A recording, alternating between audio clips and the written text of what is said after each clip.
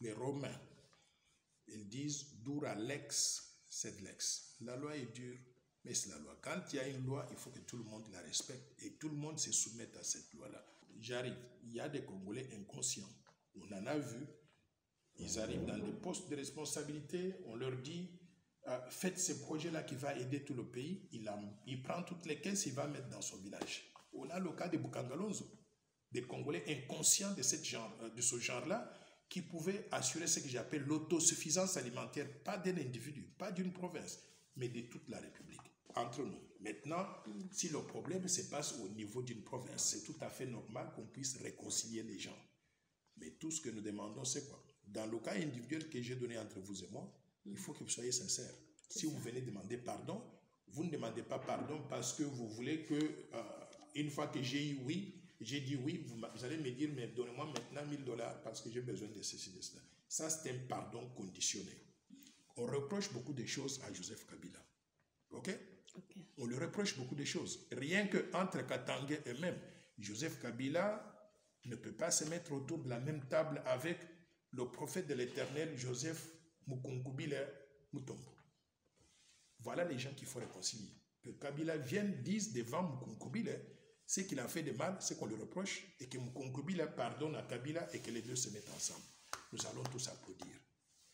Maintenant, il y a eu Edi Kapende qui a été accusé d'avoir participé ou occasionné la mort de Mzee Laurent Désiré Kabila. On l'a mis en prison pendant combien d'années? 20 ans. Pourquoi il n'a pas été invité là-bas pour que lui et Kabila s'expliquent? Parce que Edi Kapende, moi je le connais, je l'ai rencontré, il a dit tout ce qu'on vous a raconté c'est du mensonge. Le tueur est encore dehors.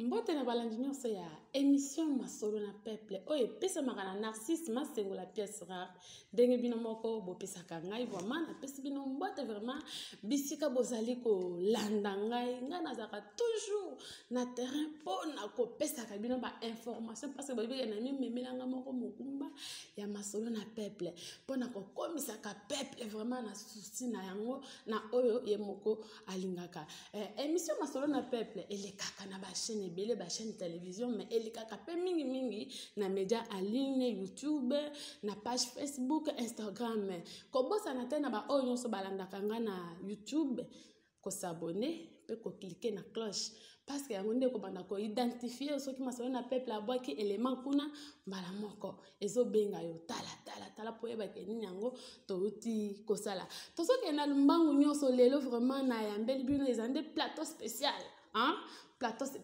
spécial kaka ndenge nazali ko yebisa bino na yambi na Masolo na Peuple invité spécial mwana mboka Dr Noël Tchani bakobalisa caméra bokomona ye moko po topesa mbote. Bonjour mwana mboka Noël Tchani. Bonjour, d'abord je voudrais compléter mon nom, c'est Noël Tchani Mwadjanvita. Madame Vita, mes excuses, oui. Garde cette identité congolaise. C'est ça. C'est dommage que beaucoup de personnes ont abandonné ce qu'on appelle les noms authentiques. C'est ça. Mais je crois que s'il y a quelque chose que Mobutu s'est pour réaliser dans ce pays, même si la gouvernance de son pays n'a pas été bonne, la politique de l'authenticité a un cachet spécial. Et je voudrais que les Congolais soient fiers de leur nom, pour ne pas simplement utiliser Kombo Yabayouda comme Mobutu le disait C'est ça. Merci mingi ndenge. Aussi ko bakisa vraiment kombo na yo nyonso tala kaka na bosanaki kosilisa kombo na yo nyonso kaka ndenge boyoki apesi ye bino kombo na ye émission ngo tozo lobela ngo na bilem. Soki oyoki pe tobeti mwa chiloba koloba te parce que bino moko boyebi identité na ye kaka na ebite ke oyo azalaka congolais te ndako zanga koyeba ke qu'est-ce qui est mutu afandi pembeni nanga docteur Noel Tchani Mwadjamvita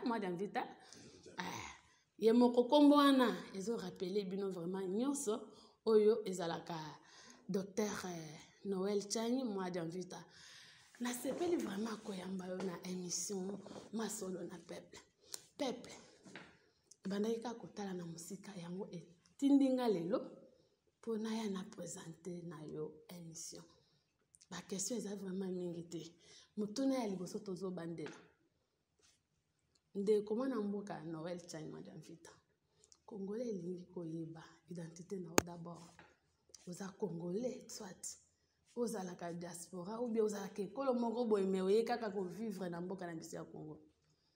Oui, d'abord nasepeli mingi ndenge oye ko dialoguer na ngai pour que je puisse adresser certains messages d'un peuple nabiso, un peuple congolais.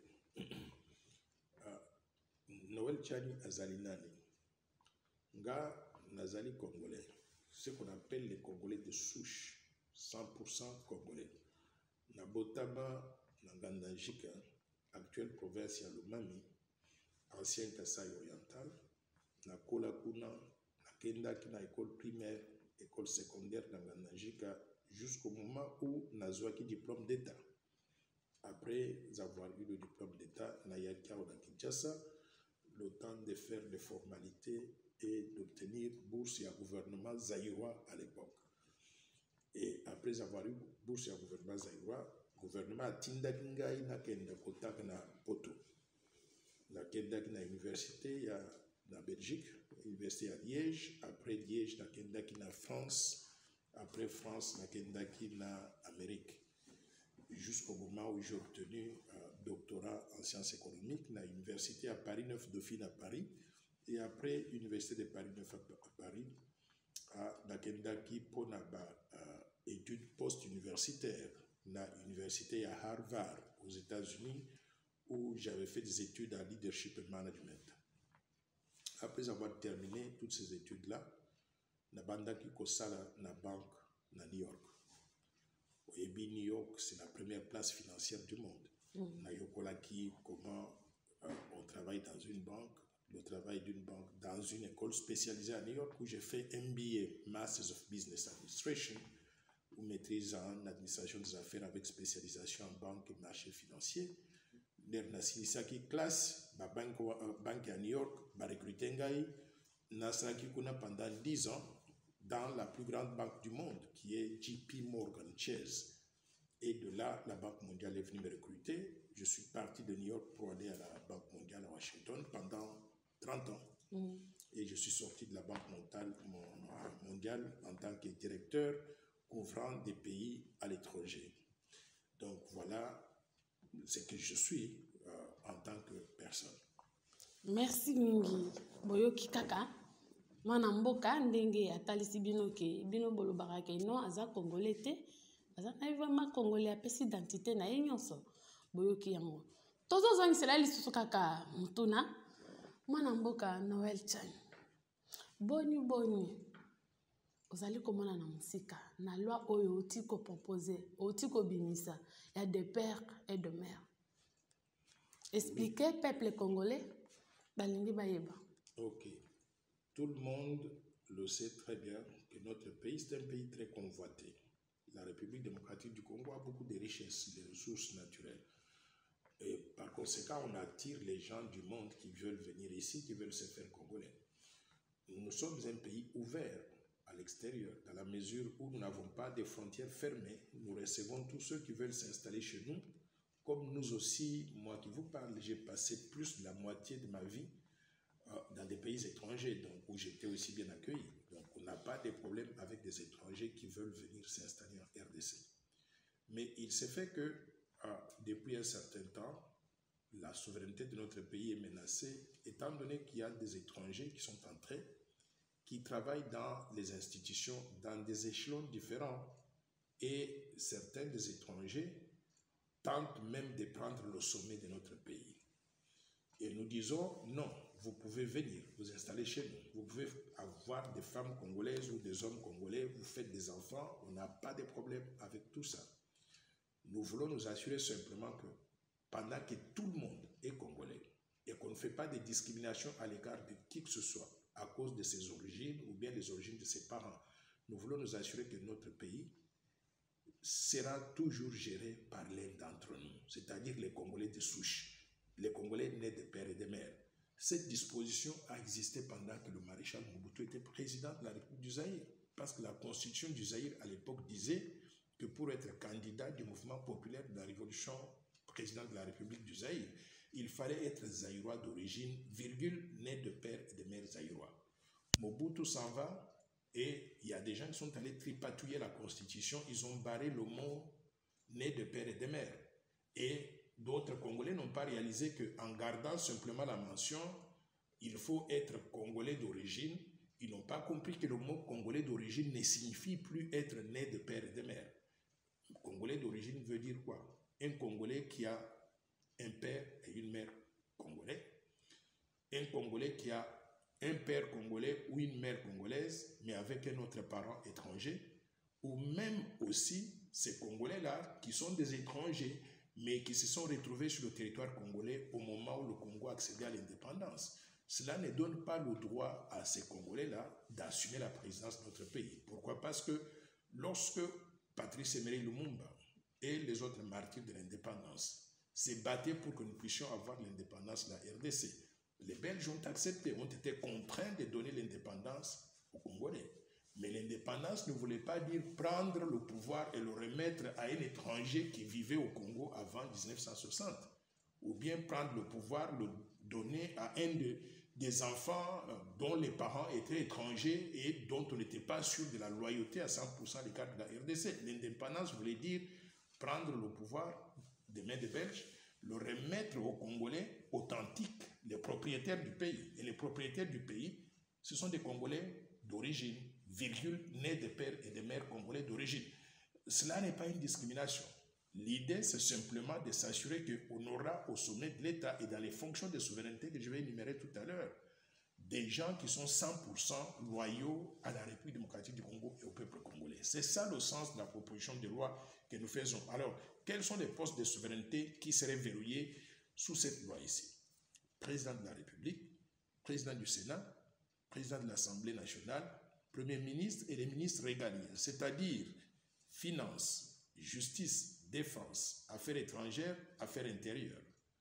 Le directeur de l'agence des migrations, la DGM, l'administrateur de l'ANER, c'est-à-dire de l'Agence nationale du renseignement, le haut commandement militaire de l'armée, le haut commandement du commissariat général de la police, les hauts magistrats de la République, les gouverneurs des provinces et en plus le gouverneur de la Banque centrale du Congo, le président de la Commission électorale nationale indépendante.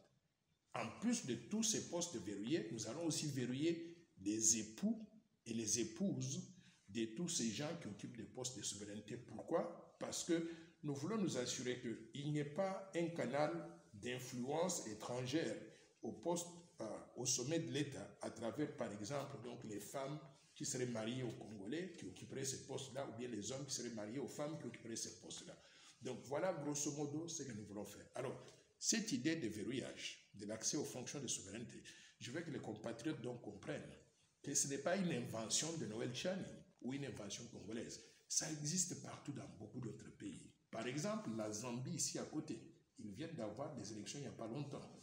Pour être candidat à la présidence de la République de Zambie, il faut être zambien de nationalité avec les deux parents zambiens, l'équivalent de père et de mère zambien.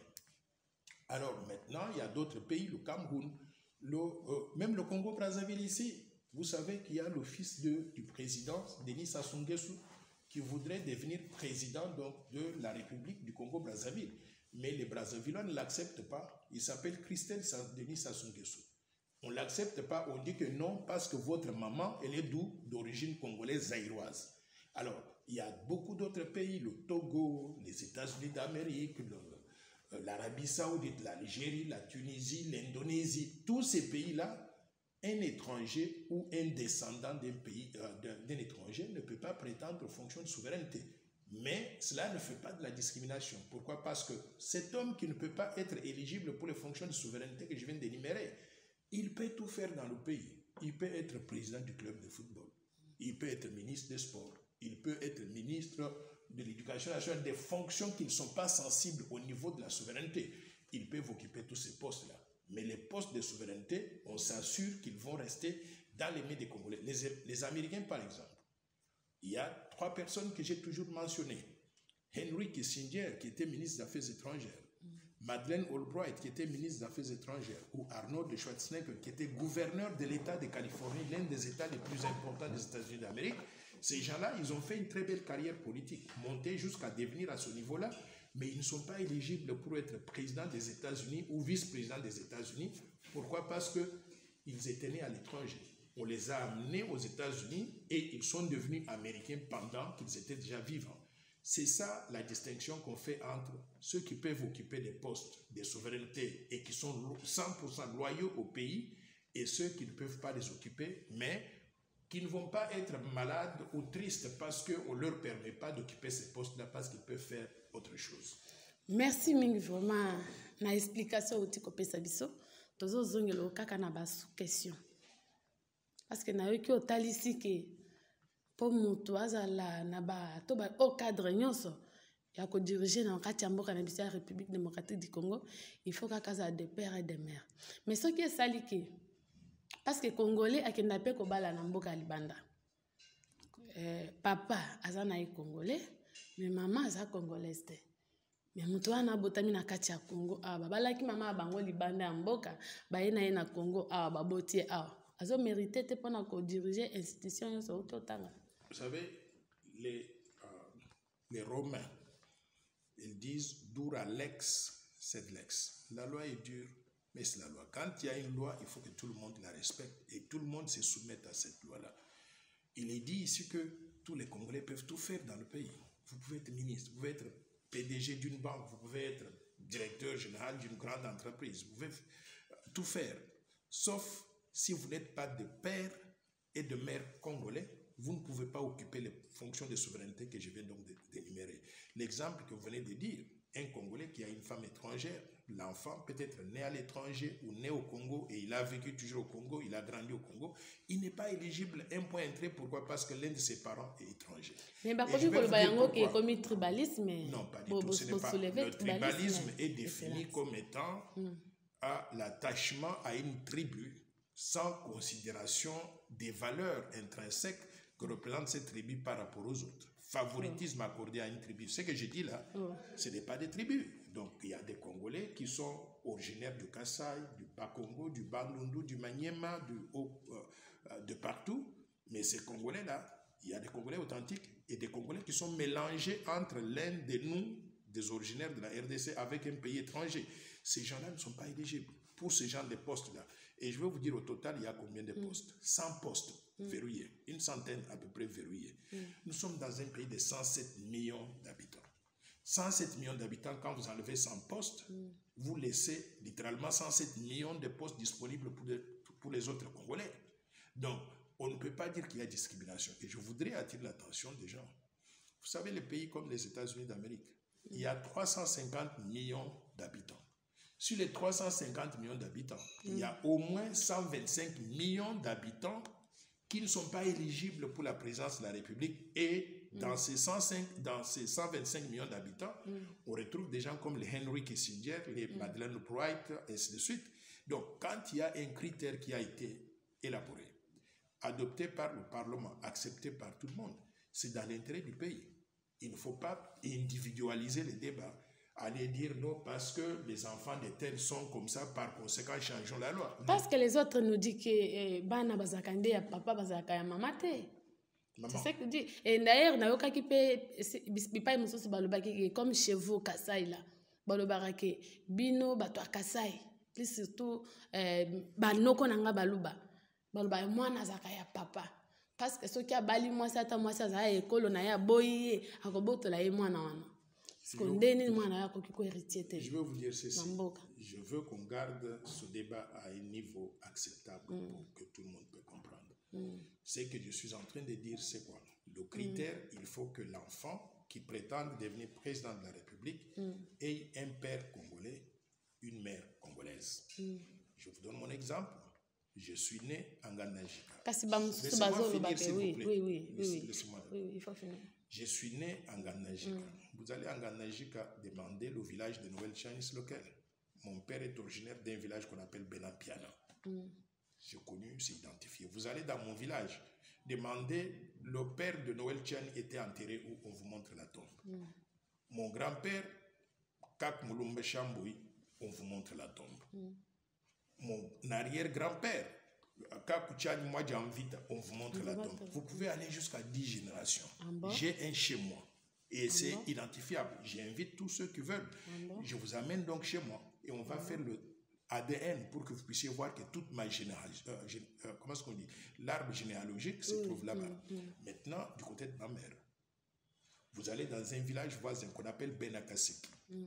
Vous trouverez la tombe de mon grand-père maternel, ma grand-mère maternelle, la tombe de mon arrière-grand-père maternel, arrière-grand-père, jusqu'à 10 générations. Donc c'est connu, c'est identifiable. Je suis congolais à 100%. Je n'ai pas d'autre choix que d'être attaché à cette république. La loyauté, je ne dois la loyauté à aucun autre pays. Voilà le pays où je suis né, où mes parents sont nés. Mais en plus de cela, n'oubliez pas au début de cette présentation, je vous ai dit quoi? J'ai étudié à l'école primaire et à l'école secondaire dans les écoles publiques, c'est-à-dire aux frais de l'État congolais, Zaïrois à l'époque. Après avoir terminé ça, je m'en vais à l'étranger, envoyé par qui? Par le gouvernement du Zaïre, pour aller étudier à l'étranger, avec l'idée quand je terminerai, je reviendrai me mettre à la disposition de la République. Je dois tout à mon pays. Et la loyauté, je vais la partager avec qui? Je dois toute la loyauté, 100%, à la République démocratique du Congo. C'est ça, des gens comme ça que nous cherchons pour la présidence de la République. Donc, ceux qui ne veulent pas comprendre, c'est leur problème. Je vous donne l'exemple. Vous avez un enfant dont le père est étranger. La mère est étrangère. La femme est étrangère. Mais cet enfant a toujours vécu en RDC. Est-ce qu'il remplit les critères d'après la loi que nous proposons pour diriger la République? Non. Pour la simple raison que le père doit être congolais. La mère doit être congolaise. Et lui-même, il doit être congolais. Et en plus de cela, d'après les critères que je vous ai énumérés tout à l'heure, sa femme doit être congolaise. C'est ça que nous appelons la loyauté à 100% à l'égard du pays. Je voudrais attirer l'attention des gens. Il y a la guerre aujourd'hui entre l'Ukraine et la Russie. Ce sont des voisins qui ont toujours vécu ensemble. Mais pour une raison ou une autre, la guerre a explosé. Imaginez un seul instant, si le président ukrainien avait un père russe et une mère ukrainienne qui a fait qu'il soit devenu ukrainien. Aujourd'hui, est-ce qu'il peut défendre l'Ukraine à l'égard de la Russie avec la même intensité, la même énergie? Non. Sachant que la Russie, c'est le pays de son père. Il ne peut pas. Et Vladimir Poutine prendrait le téléphone, l'appellerait pour lui dire « Attention, tu es notre neveu. Tu ne peux pas nous bombarder ici. » Par conséquent, laisse-nous entrer donc en Ukraine et faire ce que nous voulons d'après la politique russe. C'est ça le danger que nous courons au sommet de l'État. Je voudrais maintenant, pour que les gens comprennent encore très bien, regardez si on a un président dont le père est rwandais et la mère est congolaise, et qui est une guerre entre le Rwanda et la République démocratique du Congo. Vous croyez que cet enfant, la présidente de la RDC, peut pousser sur le bouton pour bombarder le Rwanda de son père? Il ne peut pas, ce sont ses oncles paternels. Nous voulons éviter ce conflit d'intérêts pour avoir au sommet de l'État quelqu'un qui ne serait loyal qu'à la RDC, qui prendrait toutes les décisions en fonction des intérêts de la RDC et du peuple congolais, un point, un trait. Mais moi, Namboka, c'est vraiment explication qui toque. Naoki lisusu bazali kotalisa lisusu ke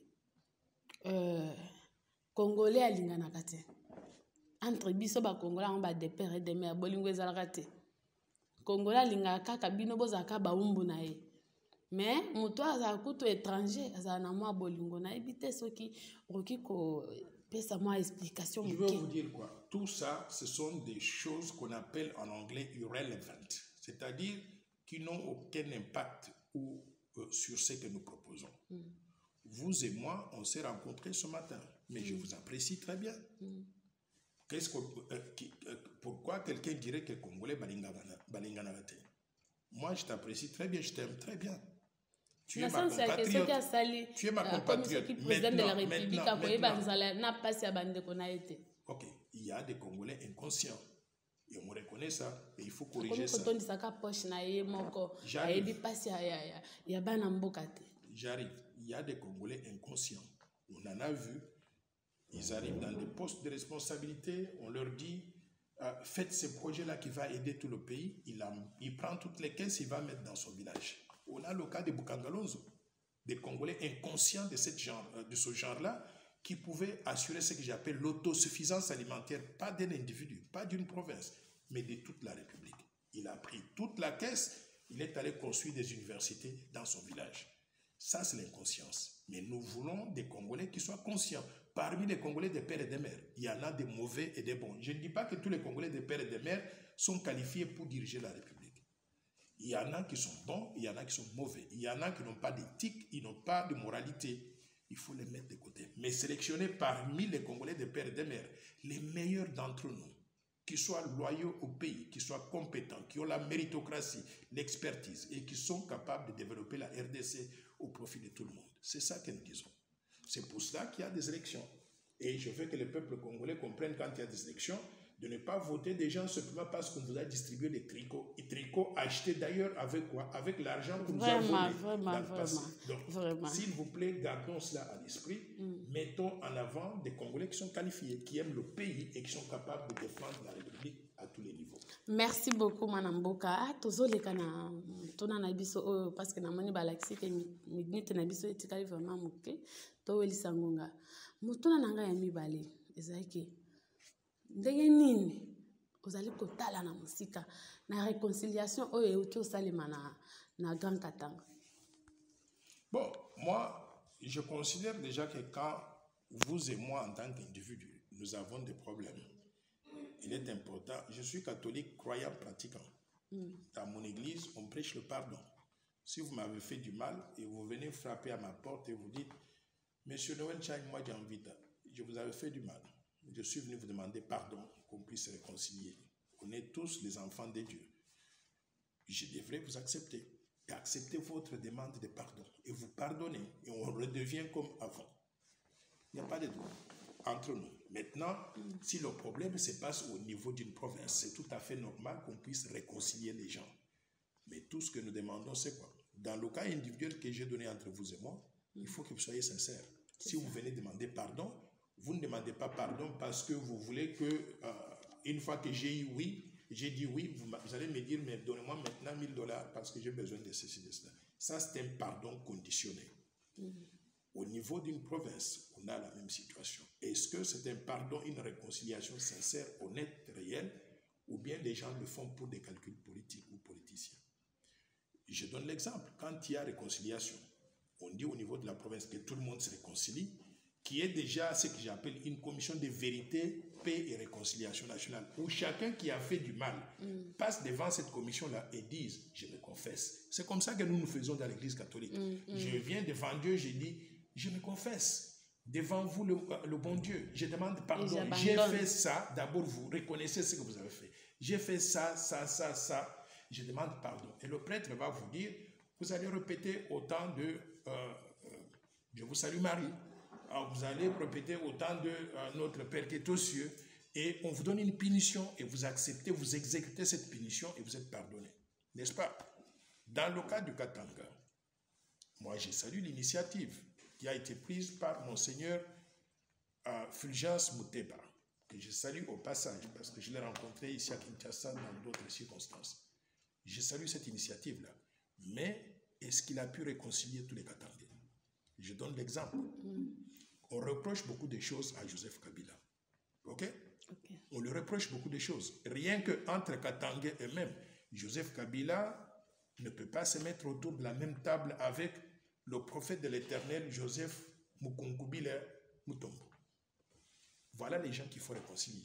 Que Kabila vienne, dise devant Mukunkubila ce qu'il a fait de mal, ce qu'on lui reproche, et que Mukunkubila pardonne à Kabila et que les deux se mettent ensemble.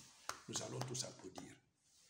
Maintenant, il y a eu Edi Kapende qui a été accusé d'avoir participé ou occasionné la mort de Mzee Laurent Désiré Kabila. On l'a mis en prison pendant combien d'années?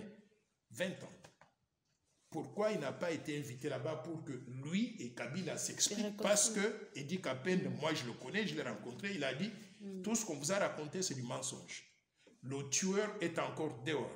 Il faut qu'on le mette devant cette commission de vérité, paix et réconciliation nationale. Il va se défouler et c'est lui qui l'accuse d'avoir tué Kabila, Mzee, qu'on puisse l'entendre et les deux puissent maintenant se pardonner. On n'a pas fait cela. Je peux donner un troisième exemple. Il y a eu les soi-disant bâtonniers là, Mouyambo, qui a été en prison aussi, mis en prison par Kabila. Il faut qu'il puisse s'entendre. Donc, si on n'a pas parcouru ces étapes-là nécessaires pour la réconciliation, j'ai peur que les gens se soient mis dans un forum, ils ont parlé, mais le problème est resté entier.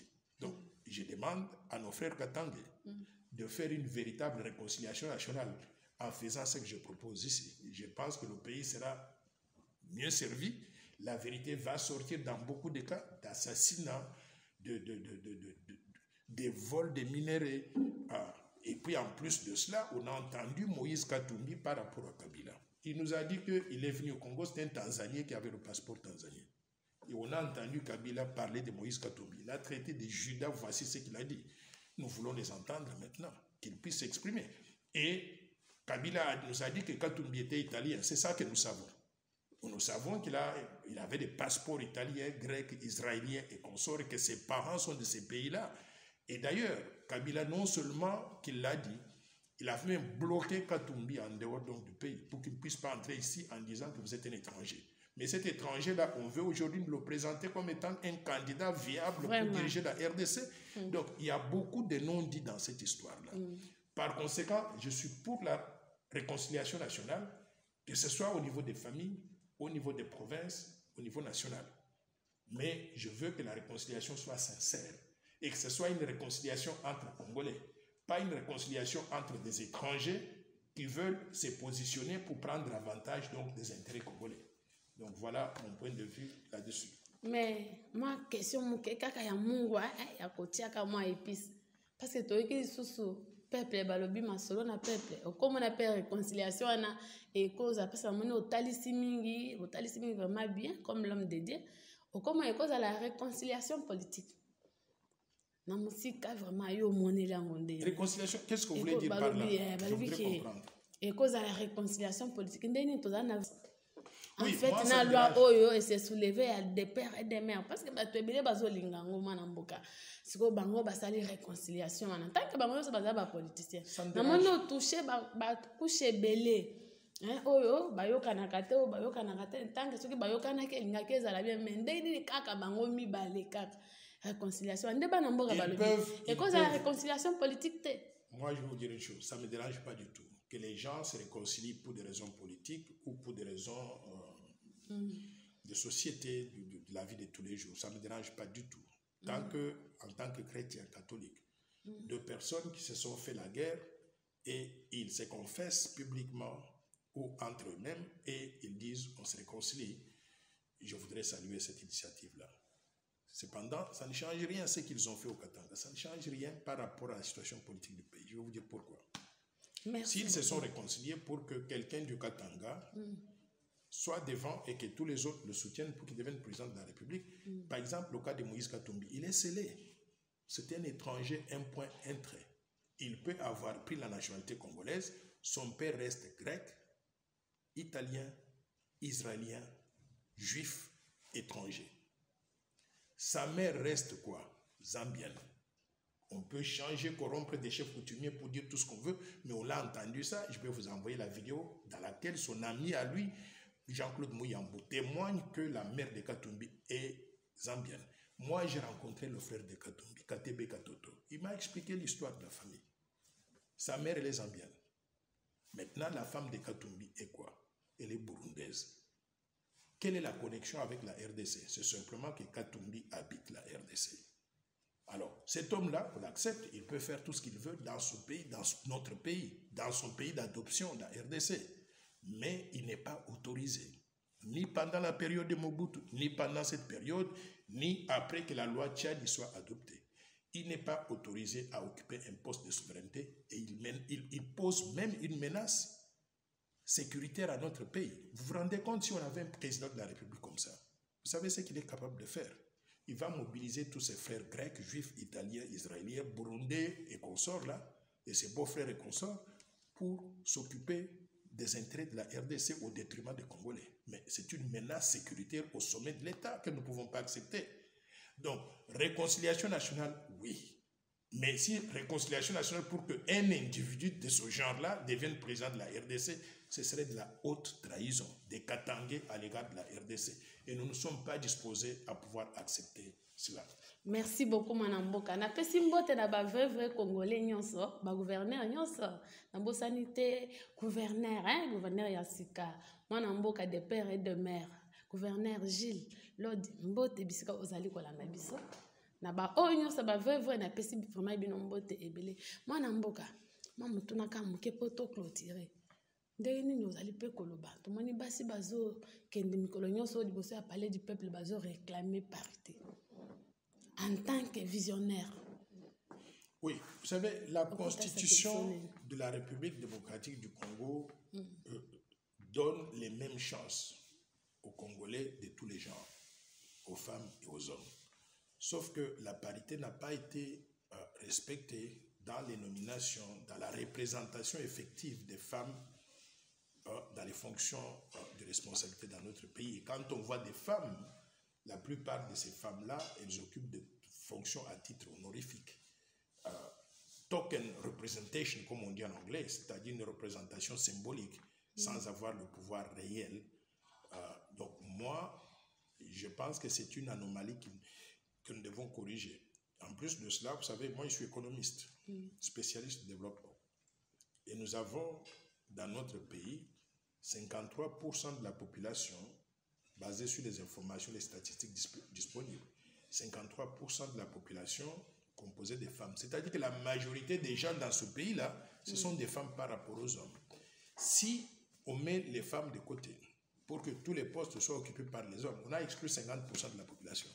Donc, on ne peut pas réaliser tous les objectifs de développement que nous voulons en ayant une partie de la population simplement participer. D'où, je voudrais qu'il y ait une représentation des femmes à la hauteur du pourcentage qu'ils occupent donc dans la société pour que le pays puisse tirer avantage de cela. Mais, je voudrais souligner une chose. Je ne veux pas que la représentation des femmes soit basée simplement sur le fait que ce sont des femmes. Je veux de la méritocratie. Je connais des institutions qui sont paralysées aujourd'hui parce qu'on y a mis une femme à la tête et elle n'est pas à la hauteur de faire le travail. Qui perd dans ces conditions-là est l'institution et la femme en question et le pays. D'où nous devons promouvoir les femmes dans des postes où elles ont des capacités de délivrer non seulement meilleure performance pour elles-mêmes, pour l'institution en question, mais aussi pour tout le pays. D'où je soutiens donc l'idée qu'au niveau de l'Assemblée nationale, qu'il y ait des femmes. Mais il faut qu'on fasse une bonne sélection pour qu'on ait des femmes de qualité qui vont nous aider à avancer de l'avant. Cela ne veut pas dire qu'on doit juste prendre des femmes, les désigner pour qu'on ait 53% des femmes dans les institutions. Si on a 10% de femmes de qualité, c'est une bonne chose. On va préparer d'autres femmes pour l'avenir. Mais il faut qu'au niveau du pays, qu'on ait un programme, une vision, de faire en sorte qu'aucune femme de qualité ou qui mérite ne soit discriminée, qu'on puisse les avancer toutes pour qu'elles occupent ce poste de responsabilité au fur et à mesure que nous avançons pour que le Congo puisse donc bénéficier. Merci beaucoup, merci beaucoup. Moi, Malobakaka Yasuka comme conseil, comme père de la nation, parce que l'émission qui est commune à Souka. Moi, Malobakaka Yasuka. Malobakaka, voici ce que je dis. Nous avons un parti politique qui s'appelle la Force du Changement.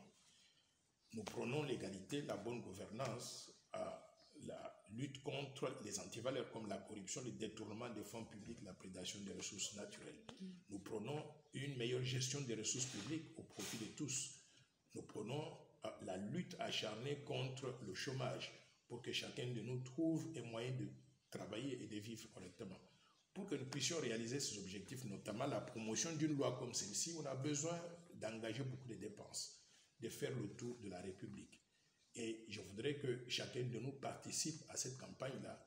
Vous pouvez participer en envoyant vos contributions au compte M-Pesa 082 00 00 988 ou bien aussi au compte Orange Money plus 243 85 210 22 22. Tout compte. Vous n'avez pas besoin d'envoyer des millions. Vous n'avez pas besoin de sacrifier votre famille si vous n'avez pas assez pour supporter la famille. Mais si vous avez juste un peu, $10, $20, $3, $100, envoyez, ça va nous aider à organiser les activités de ce parti qui, je pense, a de très bonnes intentions pour le développement de la RDC au profit de tous. Je vous remercie. Merci mingi na bayo saboti kolanda biso nga pe na pesi mbote na chibango wa bantumba mwana mantumba na pesi vraiment mbote bisika ozali kolanda biso na bosanité ko pesa ba onyo saboza ebele vraiment moyen na tanga moko na moko ezate mais na bosanité moto a tchaka makelele mingi na parlement pour na loi de père et de mère honorable Singi Pululu na pesi vraiment mbote bisika ozali kolanda biso na yebi kenga na bino esilite tokozongela kambala ya sima parce que masolo eza ebele mingi poto ya kosolola papa alingi abakisa lisusu mwa muke caméra okoki kobabisa. Je voudrais saisir l'opportunité de remercier et de féliciter honorable Singi Pululu Servo Pichu. Il y a beaucoup de députés, 500 au total, mais j'ai analysé et j'ai découvert en cette personne-là les qualités d'un véritable patriote qui met l'intérêt du pays avant toute autre considération. Donc, Singi Pululu, c'est un député exceptionnel, compétent, qui fait son travail de représentant du peuple. Je voudrais le saluer et je vous invite tous à le soutenir dans tout ce qu'il fait parce qu'il vaut la peine. Boyoki, ndenge kaka papa alobi ya malamu to bombi kaka. Soki ya commenter komela biso kaka na se wana komona kaka côté ba plus surtout na balien na biso ya YouTube omona kaka côté ya commenter kaka po e motiver biso ba question ya kotuna koma pe kaka kuna po tozongela papa aya ko expliquer biso na yebi kenga na bino tokotani mbala ya sima.